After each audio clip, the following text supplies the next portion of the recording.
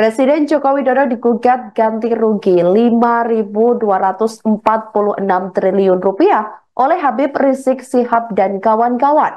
Pengadilan Negeri Jakarta Pusat atau PN Jakpus bakal menggelar sidang perdana gugatan tersebut pada Selasa 8 Oktober 2024 besok.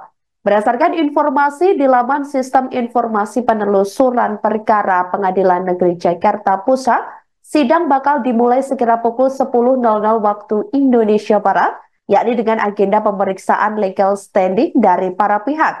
Dikonfirmasi secara terpisah, pejabat Humas Pengadilan Negeri Jakarta Pusat, Zulkifli Adjo, mengatakan akan bertindak sebagai ketua majelis hakim, kemudian dalam gugatan itu, yakni Hakim Suparman Nyompa, sedangkan untuk hakim anggota yakni Hakim R. Yusman.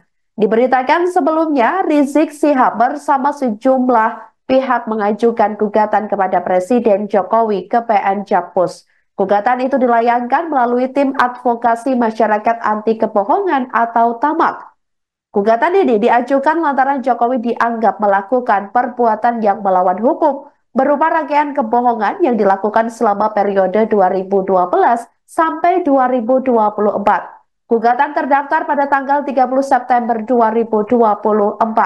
Menurut penggugat, Jokowi sejak menjadi Cagup DKI Jakarta tahun 2012, Capres tahun 2014 dan 2019, hingga menjabat sebagai presiden, telah melakukan rangkaian kebohongan. Selain itu, kata-kata bohong tersebutlah yang memberikan dampak buruk terhadap Indonesia. Rangkaian kebohongan tersebut dianggap terus dikemas untuk pencitraan, menutupi kelemahan dan kegagalan yang terjadi. Menurut Habib Rizik, lebih bahayanya rangkaian kebohongan dan kata-kata bohong dilakukan oleh Jokowi dengan menyalahgunakan mekanisme, sarana dan prasarana ketatanegaraan.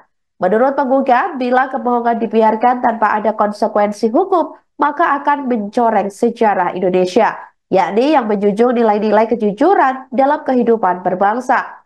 Adapun hal-hal yang disebut sebagai kebohongan Jokowi di antaranya, pertama, kebohongan terkait komitmen untuk menjabat Gubernur DKI selama 1 periode penuh atau 5 tahun dan tidak akan menjadi kutu loncat. Kemudian kebohongan mengenai data 6.000 unit pesanan mobil SMK. Selanjutnya, kebohongan untuk menolak dan tidak akan melakukan pinjaman luar negeri atau asing.